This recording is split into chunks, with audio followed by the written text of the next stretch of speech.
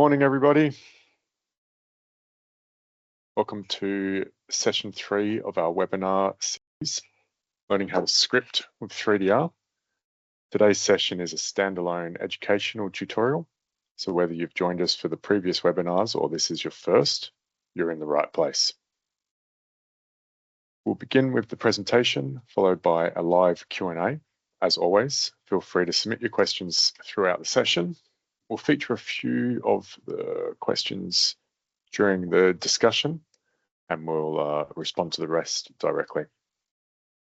Thanks for being here, guys. Your participation is what makes these sessions so valuable. Jennifer, over to you to introduce today's tutorial.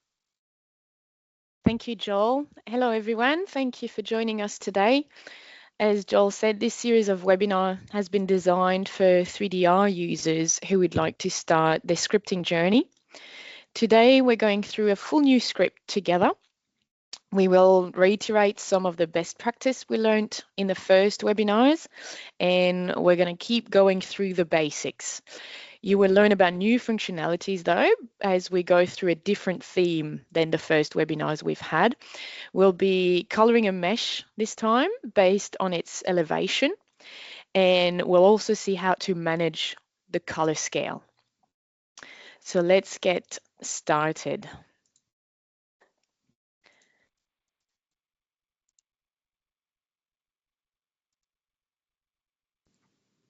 Let's write a script together. Today we're going to look at a very easy script just to learn how to get started and learn some of the basics. So what are the main rules when you want to start scripting? Always get a sample data ready. Much easier to work on a smaller piece of data than on the entire scope straight away.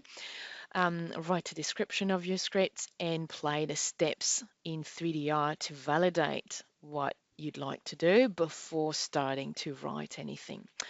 So today we're going to work with this data. This is a DTM, just a simple terrain tile.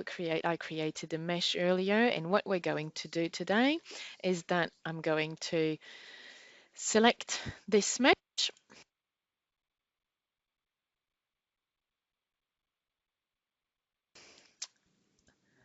and give it a color along the elevation. So I'll play that function along a direction. If I want it along the elevation, I need to choose direction Z, and I'll do preview. And here we go. Our DTM has colors based on the elevation, and we can now understand where an area of this terrain might potentially get flooded next time. Okay, and that's all we're going to do in that script. Let's get going. I will open the Notepad++. So we will select a mesh in 3DR and color it according to the elevation. That's all we want to do. So I'll keep it simple. Let's save this script. So I need to choose the JavaScript format, which is this one, and I'm going to call it color mesh along elevation. Save. Now, when I save it as a JavaScript format, it now has the knowledge that we're writing in that language. So to keep this script extremely simple, what we're going to ask first is for the user to select a mesh. So let's start with that. Ask the user to in the scene. To improve this script later on, we could be importing a mesh or importing a cloud and then meshing it, but we're keeping it extremely simple. So first thing we're going to learn is how to find a mesh in scripting, what's the vocabulary 3DR is using. So what we need to do is go into the help Here we go. And from the Help Center, we need to go into Help for JavaScript Programming. And here, documentation of the script. So you do have quite a bit of help at the start. I will jump into the thick of it straight away in the classes. So meshes are not under an SMesh class like you would expect, but they're under a SPoly for polyhedron. And so if we want to get a mesh from the selection, we have to go find a function called from click. So you've got different choices here. You've got from click, from file, from name, from cell. From click will prompt the user to go click on the object to work with. From file is if you're importing a file that sits on the computer at the moment. From name is if you know the name of the object in the current 3DR project. And from selection means that the user should have selected the object before starting the script. So in this particular case, we're going to ask the user to simply click on a mesh. That's the first action we'll ask when we start. And here, when you click on it, you get the information about it. So from click, launch an interaction to select an S-poly in the scene. This function will pause the script and wait for user interaction. So that's not a fully automated action. We will need the user input here. So this is what we have to write.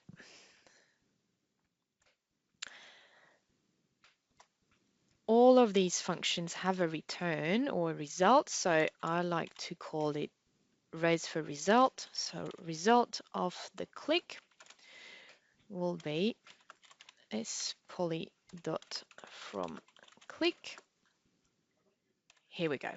This is this function here is how to use this one. So you've got spoly dot from, so click, and this will return then an error code as well as the selected poly.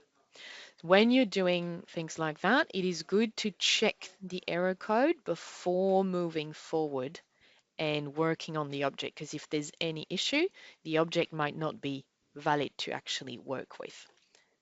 So first thing we need to do, check that selection. I'll put that here. And basically, if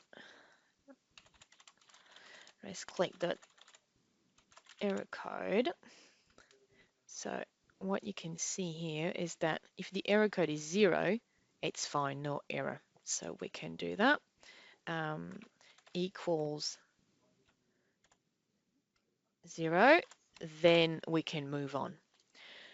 Now, if we write it like that, it means everything else we're going to do will have to be into those brackets. No problem for that.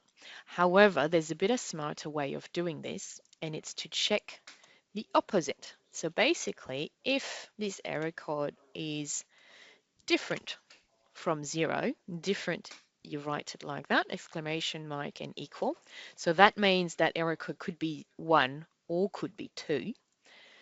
And now I'll show you one line. Basically, if here, that means nothing is selected. If nothing is selected, we actually don't want to move forward with the script. We want to stop it. And that's why this way is a bit smarter, is that you can actually use this line to throw an error which will stop the script. And in the parenthesis, we can put a little message. And that message could be nothing is selected, for example. So that's a little tip on how to check the results of the functions that you're playing. Could be a from click, any of the from or any other functions. Most of them will have an error code that you can check before moving on. Now, basically, if we didn't go in here, it means we are able to use the selected poly. So now what we can say is get the selected mesh, and I will create my own variable. I'll call it my mesh equals the result from the click dot poly. This is how you access the resulting S poly right there. So that's the start of our script right here, and we've grabbed the poly. So I will save that, and we can test this already, even if nothing will happen at the moment. So let's go inside 3DR. I will cancel that, start from scratch. And if I go to the script menu, run the script, here you can copy paste your script in here, and you could write your script from in here, but much better to actually be editing in here because you have more visibility. So what we'll do is that I'll go and get this script that you're creating, open, and it's visible here, and I can say use it as an external file. So if I do that, that means it will take whatever I have modified in here, and I need to save each time. It will use this file. If I untick that, then it uses exactly what's written here. So I could keep going and writing here potentially. Let's use it as an external file. So what happens if we start our script? We'll do that. And we don't quite know what's happening, but you see here the cursor has changed for us to click on something. So we know we have to click on a mesh, so I can click on it, and now the script is finished. So that seems to work. Now if I play it and I click next to my mesh, nothing's happening because nothing's actually selected. I haven't been able to click on anything. So for the user perspective, it would be nice to know a little bit more what the script would like to get from us. We can do that. If I open here, what we could do is at the very start, we could actually print a message to the user. So inform the user. How do we do that? It's a very simple tool called print, just like that. And inside here, we can put the message that we'd like to show. Whatever message is written here will be printed in this little box here to let the user know what he has to do. It is possible to also create full-on dialog boxes into scripting. That will be for another video. So here what you can say is select the mesh to color, for example. Now we're going to save this and here play the script again. So click on play, and now you're having instructions. Select the mesh to color. So now I can go with my hand and select the mesh. And at least I'm having clear instructions on what has to be done. We're good. We've validated the first step. And now we can go to the next step of coloring the mesh. So I'll just jump back into this one quickly. We are in this step, write a detailed step by step. So because we're doing really only one action, we didn't do that straight away, but it's good to write comments as you go inside the script and then start scripting one step at a time. So we have done the very first step now, and it's important to validate each step before you move to the next one so that you can detect potential errors before moving to the next step when you might not be sure where the error is coming from. So this is what we've done now. We've started creating the very first step and we've validated that by playing it in 3DR, and we're now ready to go to the next step. So if I go back to here, what's our next step? It's the main function of the script. So we'll say color the mesh along the elevation. And I can do this just to make it obvious that this is the main action. So let's have a look now in the help to see how would we do that. So this function is going to be within the S-poly class as well, because it's a mesh we want to color along the elevation. Usually the naming corresponds to what you see in 3DR, apart from a few exceptions. So now I'm just looking for color along a direction, and that's our function right here. So what do we see here? We play it on a mesh to color the S-poly along a direction with a gradient. The color used to display the mesh is spread on all meshes. So what we see here is what the function needs as an input. And we see here parameters are the input of the function, and then the return values are the output of the function. So as an input, I'm going to need a table of S-poly. So that means potentially several meshes could be done at the same time. And I also need a vector, so that a direction vector. So this is to tell the function along which direction do we need to color this mesh. So we're doing Z in this example today to color along the elevation, but you could color along any direction actually. And here the origin, what we see here is something that you see sometimes in some functions. We need a point, and it says origin equal null. That means that if you do not give the function anything for this input, it will automatically just take null as the default value. So when you see this in some functions, that means it has a default value, and if you're happy to use this one, you don't need to populate this one. So basically this shows the origin, so at which the value should be 0. So for example, if we wanted our Z elevation not to be based on 0, but be based on the reference that we have in our data set, we could here give that reference point. We're going to keep it simple and just accept it as null. And as a result, we will have an error code. So no error or an error has occurred. So we'll be able to check again the return before we go and use the results.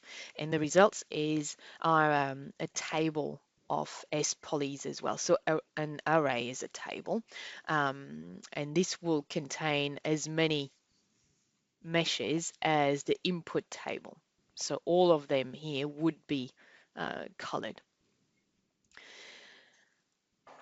Um, Something I like to do is simply copy that. And then if we come here, so we'll do the same as before. My return variable or result variable, I'll call that result from the coloring. And now we're going to play this function. So we're going to call it lspoly.color along a direction.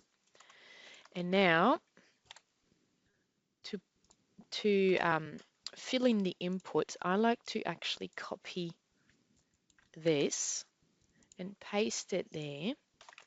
And that way you have all the details. So what you can do is, for example, here, simply put everything there after the first declaration as a comment, and then you just need to fill in with your own values here. That way you do have the full description in your script, which means it's more readable when you want to debug or if someone else is looking at it.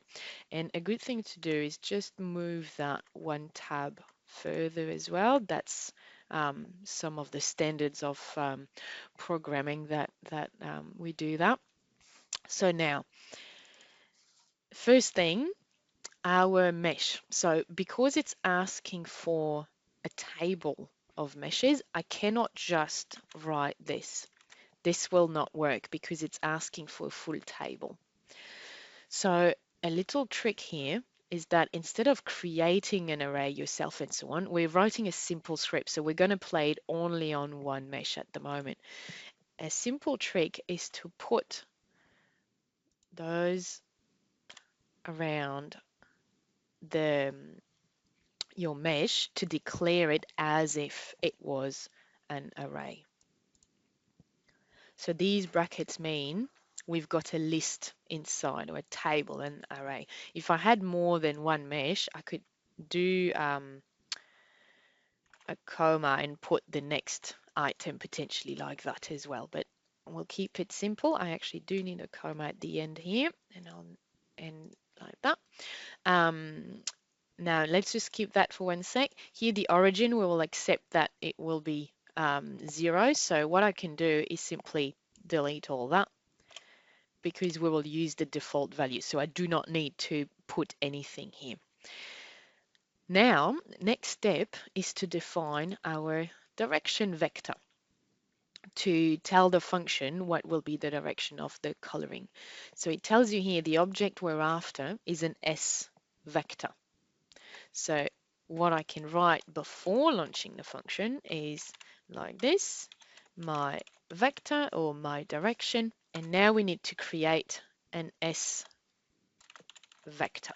So I'll just leave it like that, and let's go see now in the help, how do we create an S vector? So this will be another class.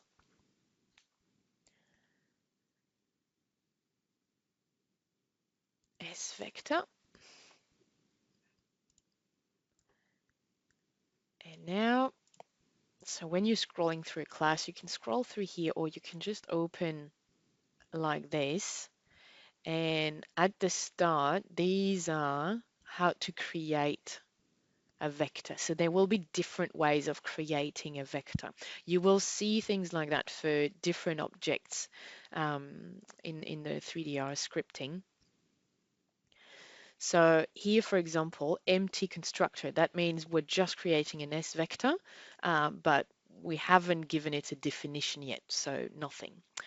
Here, we're creating an S vector by copy from another one. So in the parenthesis, you can put another one that you're already using, and the one you're creating would be a copy of it. This one, you're giving it its XYZ coordinates. So pretty simple to use as well. This one, you would give it just 1 point. And what it tells you here, the result is the vector between 0, 0, 0 and the point that you give it here. And there's a fifth one where you define a vector with 2 points. So you don't want to use 0, 0 as your starting point. You want to define it yourself. So you would enter a starting point and an end point. In our case, we want to use the Z direction. So the easiest way is to use this constructor here, because we can simply give its coordinates. What's the coordinate of the Z vector? It would be 0 in X, 0 in Y, and 1 in Z. That's the coordinates of the Z vector. So you do need to know a bit of your geometry when you're working in 3DR scripting. So that's how we can define it. So let's put the parenthesis, and in there I want to say 0 in X, 0 in Y, and 1 in Z. So I'll just comment that line here, defining the direction as the Z vector. And here I'll say color the mesh. It's good to comment every single line that you're writing inside the script, because that will help you and anyone else reading the script and understanding what is being done at each single step. So now that I have my vector defined, I can use it here. So I'll copy and paste it here. Here we go. So that's how we use this function. Now we're not finished, because we do always need to check the result, and we'll do something exactly like that, which means if ever this function had an error, we don't want to keep going with the script, we'll just throw a new error. So what I can do is select this, paste it here, and instead of checking the result of the click, I'll check the result of the color. So I'll copy that, paste it here, and let's just check what our the messages for color along the direction. If you don't want to scroll through all this to find the function again, usually you can find it through here, color along a direction. And you can see there's two of them available here. You've got it for a cloud and also for poly. So we are interested in the one for poly. And then here, return error code will be 0 or 1. So basically, we can just check if it's equals to 1, then we throw the error. Or we keep the same logic. If it's different to 0, we'll throw an error. So I can just keep exactly that same logic. And this is the nice thing with most of the functions. You'll be able to copy paste a lot of those things around because they will work roughly the same way. And now what I can say is coloring failed, for example. You can stay concise with the messaging. Okay, let's save that and let's test it. So let's go into 3DR. Now, I will run the script and it says select the mesh to color. So I'll select the mesh. Script done. So it looks like I didn't get any error message.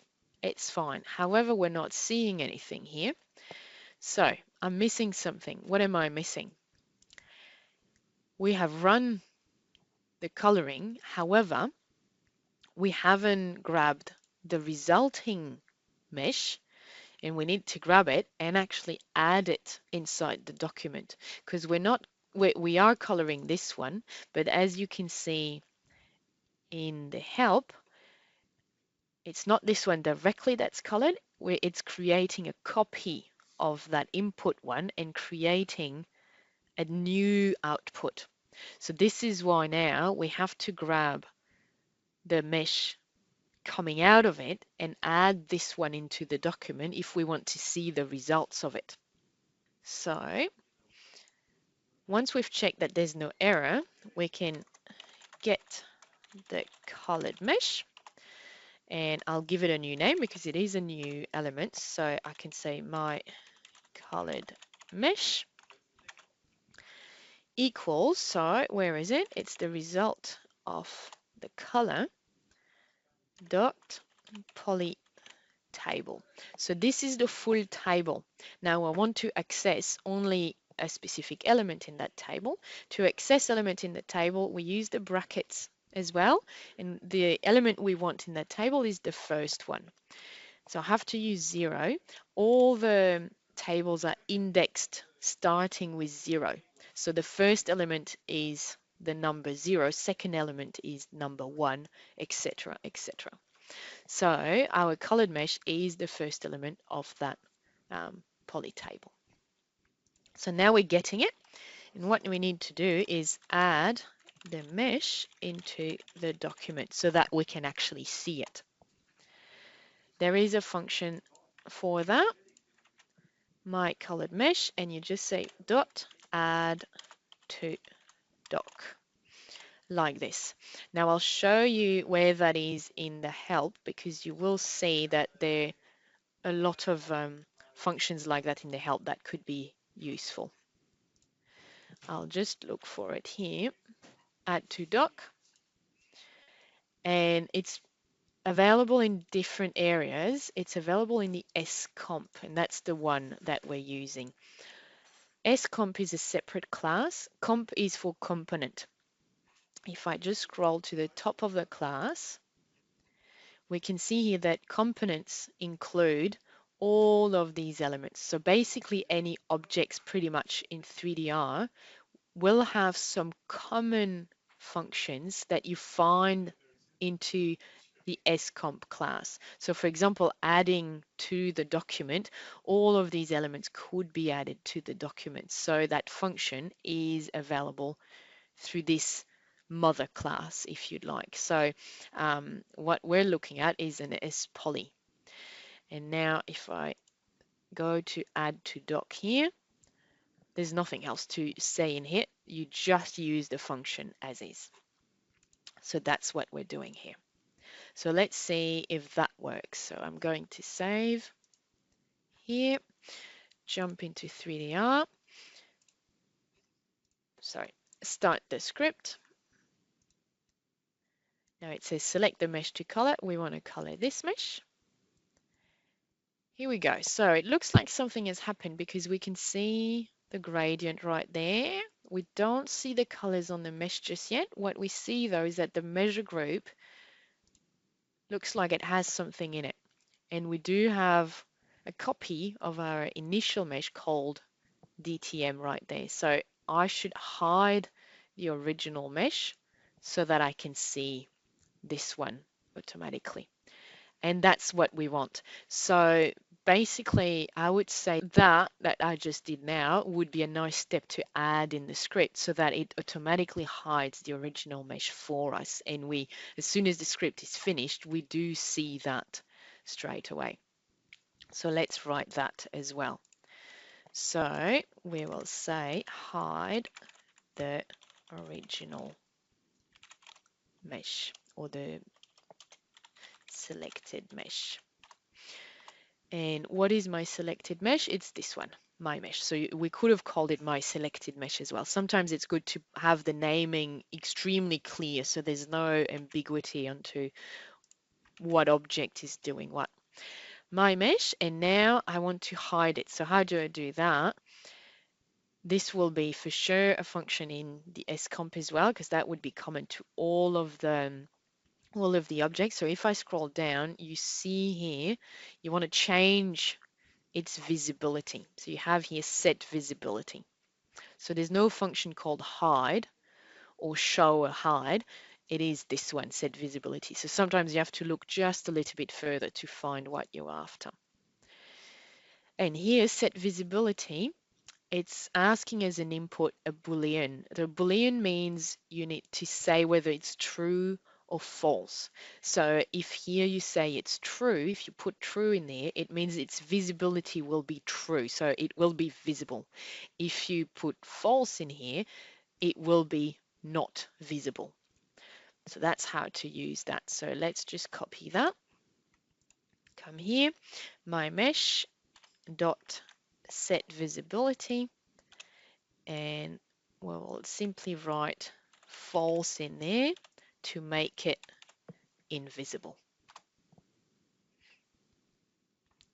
Let's save it and go back to 3DR. I'm going to do a Control Z here to cancel what we've just done and come back to the start where I've got only one mesh. Let's launch the script and select the mesh to color. Here we go. So that's pretty much what we're after. We see the result straight away.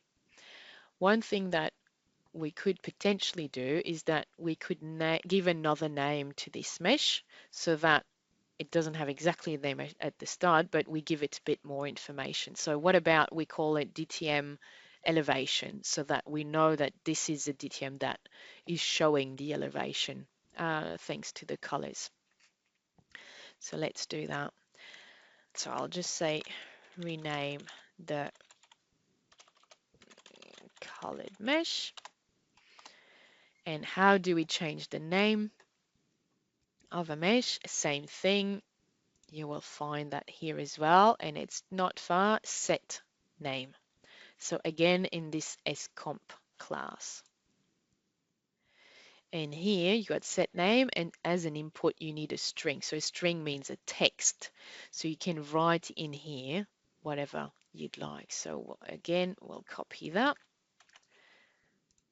Come into here and we'll say, so it's not my mesh, it's my colored mesh. So you can see that when you're typing, it does give you suggestions as to what to use. So you don't have to always type everything. You can just select the objects that shows up, the one that you're after. Dot set name, like that. And here, how do you define a string? You can actually write it straight in there, pretty much exactly like what we've done here. So I'll copy that there, and I can simply write elevation, for example. Now, this means that the name of our mesh will be elevation only. If we wanted to retain the name of the original mesh, we can do that as well. And I think that would be a bit smarter so that we know which mesh is being showing the elevation in the heat map. So that's a little tip here. What you can do is get the name of this mesh, the one that was selected, and use this as the root. So how do we get a name? That will be very obvious. To set a name, you use set name. To get a name, you'll see it right there in the background, get name. So what I can do here is say my mesh dot get name like this, and then if you want to add elevation at the end of this name, you can actually write here plus. So this means that we will take whatever name the selected mesh had and just add elevation at the end of it. So to make it more readable, we can simply put a dash in here. And that means we'll have the name of the original mesh dash elevation. Let's save that. Go to 3DR. I'll do a Control Z to cancel that. And let's start it over. So start the script, select the mesh to color. We want to color this mesh. Script is done in about 3 seconds, so that's pretty good. Now let's check. Here we go, DTM-elevation. And that's a very simple script. We've gone through a few of the basics that are very useful when you script in 3DR, printing information to the user, always adding comment for every single line if you can to keep the script very clear, and then how to use arrays of objects as an input, as an output as well. Add an element to the document, change its visibility, show or hide it, and change its name. Very basic functions that would be useful for most scripts. Thank you for following this session.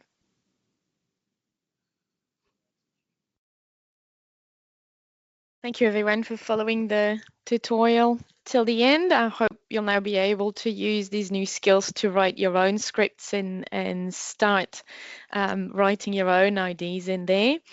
We will shortly go to a Q&A session if any of you have some extra questions to ask during the end of this session.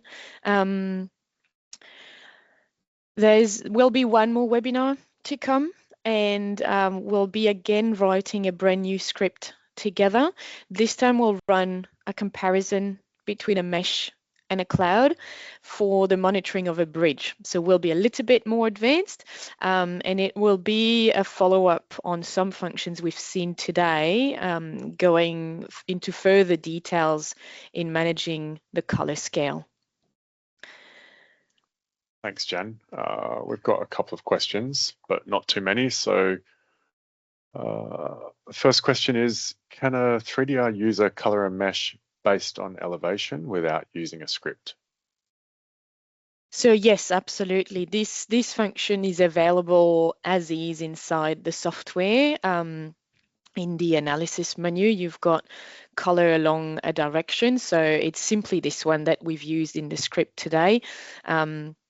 The idea, obviously, of a script is to be able to combine all those functions that are available in 3DR and combine them either to automate a workflow that you do very regularly or combine them to create your own ideas and your own algorithm. One thing in this particular example is that you could see I just had a tile of LiDAR data that I had meshed already. Potentially here you might have 100 tiles that you need to go through and color through elevation. So you could easily write a script that loads a file, creates the mesh, colors it, unloads it, and then loads the next one. And that way process a way bigger amount of data thanks to the script instead of sitting in front of the computer and manually clicking for each single tile. Yeah, especially with the array Indeed. feature that you showed us, or the array command. In what scenario would somebody want to color a mesh in X or Y direction or That's a good axis? question. So this function would allow you to color the mesh in whatever direction you'd like. So it's extremely flexible. You could use it for anything. In X or Y, that would mean that you would have your coloring done horizontally. So usually that's to see the depth of something, and typically like the facade of a building would be one of the applications, or a wall, to try to understand whether there is a bend in it, or if the wall itself might be leaning one way or another. So retaining walls could be one of those applications as well. Last question, unless there's any others coming through, which I can't see right now. Is X, Y, Z always relative to the world coordinate system? Okay, yeah, so that's something to definitely take into account when you're scripting, because right here we just used the Z axis. So when you use X, Y, or Z, they're always relative to whatever UCS is currently active in 3DR. So it's not necessarily the world coordinate system. If you have created extra UCS, it will be relative to whichever one is active at the moment. So it's you definitely need to understand how 3DR works before writing a script, I think, to make sure you're taking all these things into account. Yep. But I suppose if you've got a specific UCS you wanted to use, you could call that in the script as well. Indeed, indeed. And these are done through matrix. And so you could apply a matrix to the vector that you want to use. So the vector we were using today was the Z vector, so 0, 0, 1. You could apply a matrix to it to modify it to fit to another UCS. So you need to have good skills in mechanical math to manage all that. Yep, for sure. All right. Well, that looks like that is all the questions. So thanks everybody for coming over and watching our third video in this series. We've got one more next week, or is it on the 17th? Either way, you'll receive an email shortly with the recording for this webinar. So thank you everybody, and we will see you on the next one. Thank you, everyone.